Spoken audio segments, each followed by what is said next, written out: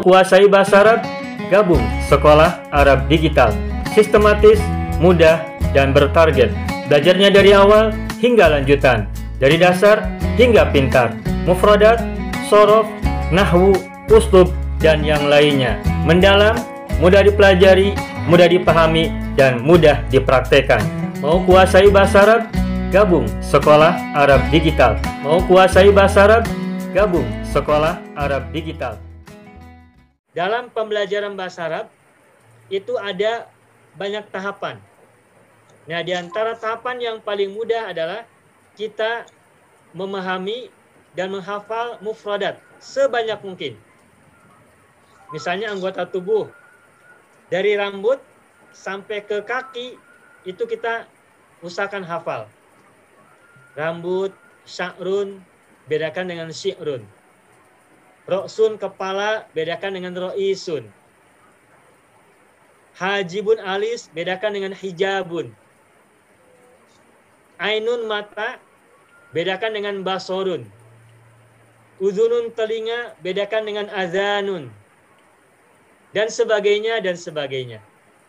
Semua anggota tubuh kita, dari atas, dari rambut sampai ujung kaki kita bisa hafalkan pelan-pelan, sedikit demi sedikit. Qalilan fa qalilan, sedikit demi sedikit. Nah, kemudian berikutnya kita belajar sorof, berikutnya lagi kita belajar ilmu nahwu, dan nanti ujungnya kita bisa belajar ilmu merangkai jumlah secara benar, baik dan fasih menurut orang Arab. Nah, dan sekarang kita di sini belajar bisa mulai dari sorof terlebih dahulu. yakni ilmu yang membahas tentang bentuk-bentuk kata dan perubahan-perubahan kata. Kenapa tidak dimulai dari mufradat? Nah, kalau mufradat itu bisa sambil jalan dan bisa disampaikan dengan video-video pendek singkat yang bisa kita simak. Dan insya Allah mungkin nanti bisa di grup ya kita sampaikan mufradatnya sedikit demi sedikit. Bisa kita simak sambil kita juga terus menghafal semampu kita, sebisa kita. Nah, mufradat kita sedikit demi sedikit hafal, kemudian kita juga belajar sorofnya. Dan insya Allah kalau nanti kita semua, Bapak Ibu, Tuan dan Puan semuanya udah belajar sorof cukup lama, memahaminya dan menggalinya, insya Allah nanti akan mulai merasakan beda ketika membaca Al-Quran atau ketika membaca bacaan sholat. Kalau kita sudah menguasai ilmu sorof, atau meskipun belum menguasai benar, tetapi sudah banyak tahu tentang ilmu sorof, maka nanti pada tahap tertentu, pada masa tertentu, ketika nanti kita membaca Al-Quran, kita akan merasakan Al-Quran dengan perlakuan yang berbeda. Kita akan mulai melihat Al-Quran dengan cara yang berbeda. Dan kita akan memperlakukan Al-Quran berbeda dengan setahun yang lalu, atau dengan belasan tahun yang lalu, atau bahkan dengan puluhan-puluhan tahun yang lalu. Mengapa? Karena ketika kita sudah menguasai sorof, di kepala kita, di dalam diri kita, kita sudah mulai ada wawasan, sehingga ketika kita membaca Al-Quran, pikiran kita sudah mulai terusik, mulai bergerak untuk mengajak Al-Quran berdialog dengan kita. Setiap kali kita baca sebuah ayat, itu kita mulai tergerak untuk bukan sekadar baca, tetapi kita juga ingin coba memahami, merenungkan, menganalisa, menggali dan sebagainya setiap kalimat atau setiap ayat secara bertahap. Nanti akan merasakan itu. Kita akan berusaha mengajak Al-Quran berdialog dengan kita, atau sebaliknya, justru Al-Quran yang mengajak kita untuk berhenti dan mengajak kita berdialog bersama. Contoh misalnya kita baca surat Al-Fatihah. Bismillahirrahmanirrahim. Alhamdulillahirabbil alamin. Sampai selesai 7 ayat misalnya, maka ketika kita membaca ayat Bismillahirrahmanirrahim, selain kita tahu mufradatnya, makna kata per kata, nanti kita bisa tahu bismi itu ada bi, ada ismi. Ismun artinya nama. Nah, sekarang kita gali menurut ilmu shorof. Ismun itu dari kata apa asalnya? Dari kata sama yasmu, artinya adalah tinggi atau luhur. Nah, kenapa nama dalam bahasa Arab menggunakan kata ismun yang berasal dari kata sama yasmu? Karena yang namanya nama, karena nama itu adalah sesuatu yang luhur yang dimiliki oleh seseorang.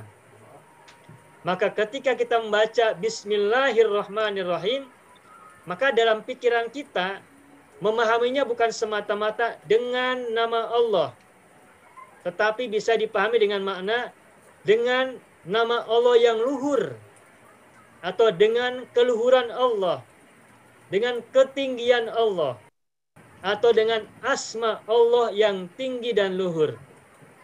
Itu dari kata ismun saja. Gitu. Lalu kata Allah. Allah itu berasal dari kata apa? Asalnya. Allah berasal dari kata ilahun. Ilahun apa artinya? Tuhan. Tuhan. Ada nggak kata lain selain ilahun yang artinya Tuhan? Bapak Ibu tahu? Rabbun. Rabbun artinya apa? Tuhan. Ilahun artinya apa? Tuhan juga. Nah, pertanyaannya, apa perbedaan antara Rabbun dan ilahun? Nah, Rabbun artinya adalah Tuhan sebagai zat yang menciptakan, zat yang memelihara, zat yang menjaga, zat yang melindungi, zat yang mengawasi, zat yang menghitung, mengurus, dan sebagainya. Itu Rabbun. Tuhan yang menjaga kita, Tuhan yang beri kita rezeki, Tuhan yang melindungi kita, yang menyelamatkan kita, mengawasi kita, menyayangi kita. Itu adalah Tuhan sebagai Rabbun. Sedangkan ilahun adalah Tuhan sebagai zat yang disembah. Ilahun adalah Tuhan yang disembah. Nah, kata Allah itu berasal dari kata ilahun, diawali oleh al, menjadi al-ilahu. Kemudian diringankan bacanya, semula al-ilahu menjadi Allahu. Atau semula menjadi Allahu, kemudian ditafkhim menjadi Allahu. Nah, ketika kita tahu bahwa Allah berasal dari kata al-ilahu, yang artinya adalah Tuhan sebagai yang disembah, zat yang disembah, maka ketika kita menyebut Allah, itu artinya adalah kita menempatkan Allah sebagai sembahan kita satu-satunya. Sebagai sembahan kita, the only one. Bukan semata-mata Tuhan yang menciptakan, bukan semata-mata Tuhan yang menjaga dan beri kita karunia juga rezeki, tetapi dia adalah satu-satunya zat yang disembah. Makanya disebut dengan Allahu. Seperti itu contohnya. Nah, pembahasan seperti itu bisa digali dari ilmu shorof. Tentang asal muasal dari sebuah kata. Karena Allah berasal dari al-ilahu, itu juga dibahas dalam ilmu shorof. Karena semula dari kata alaha, ya'lahu, lalu jadi ilahun, itu bahasan ilmu shorof. Perubahan kata dari satu bentuk ke bentuk yang lain. Nah, kesimpulannya, kalau kita sudah belajar ilmu shorof, memahaminya, menggalinya, sampai menguasainya pada tahap tertentu, insya Allah pada masanya, pada waktunya nanti, kita akan tergerak untuk mulai memperlakukan Al-Quran sebagai teman dialog kita. Al-Quran akan kita ajak untuk berdialog. Bahkan Al-Quran justru mengajak kita berdialog. Ketika kita baca Al-Quran, Al-Quran akan meminta kita berhenti, jangan teruskan bacaan untuk ayat yang lain, tapi berhenti di sini, baca lagi, pahami, gali, simak, dan maknakan atau maknai. Seperti itu.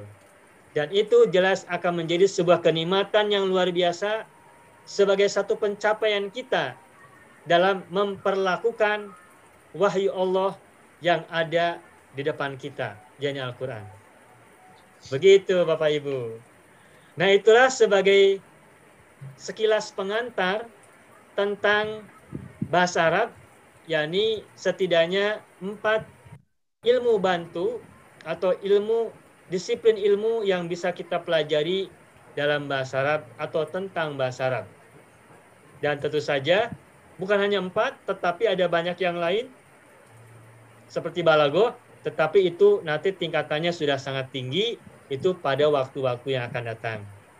Kita berdoa semoga Allah menganugerahi kita semuanya kesehatan, kekuatan, kesembuhan. Yang sakit di antara kita Allah anugerahkan kepada kita semua kesembuhan. Yang sehat semakin sehat, yang kuat semakin kuat. Berikan kepada kita panjang, kesempatan yang luang, juga kemampuan dan kekuatan untuk bisa menggali, memahami, dan memaknai wahyunya yang ada bersama kita. Mudah-mudahan Allah mengabulkan doa kita dan terus menuntun kita ke dalam jalan-jalan kebaikan, ke dalam jalan-jalan pemahaman untuk semakin mendekatkan diri kepadanya. Amin. Ya Rabbal Alamin. Itu Bapak Ibu, Tuan dan Puan semuanya. Semoga kata pengantar ini bermanfaat khususnya buat saya pribadi dan juga buat Bapak Ibu, Tuan dan Puan semuanya. Itu. Baik, sampai di sini barangkali ada soalan dari Bapak Ibu semua tentang apa yang tadi saya sampaikan. Sebelum kita lanjutkan kepada pelajaran awal yang bisa kita bahas pada malam hari ini.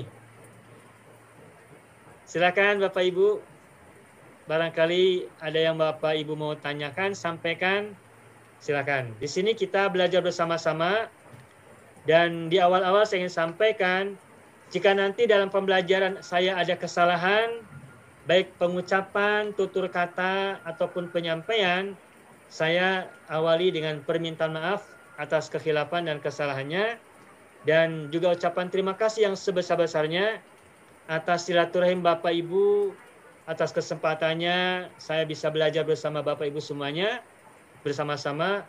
Semoga ini menjadi jalan silaturahim, jalan kebaikan, dan dalam jalan ilmu yang bisa kita bentangkan bersama-sama. Amin. Ya Rabbal Alamin. Mau kuasai bahasa Arab? Gabung Sekolah Arab Digital. Sistematis, mudah, dan bertarget. Belajarnya dari awal hingga lanjutan. Dari dasar hingga pintar. Mufradat, sorof, nahwu, uslub, dan yang lainnya. Mendalam, mudah dipelajari, mudah dipahami, dan mudah dipraktekkan. Mau kuasai bahasa Arab? Gabung Sekolah Arab Digital. Mau kuasai bahasa Arab? Gabung Sekolah Arab Digital.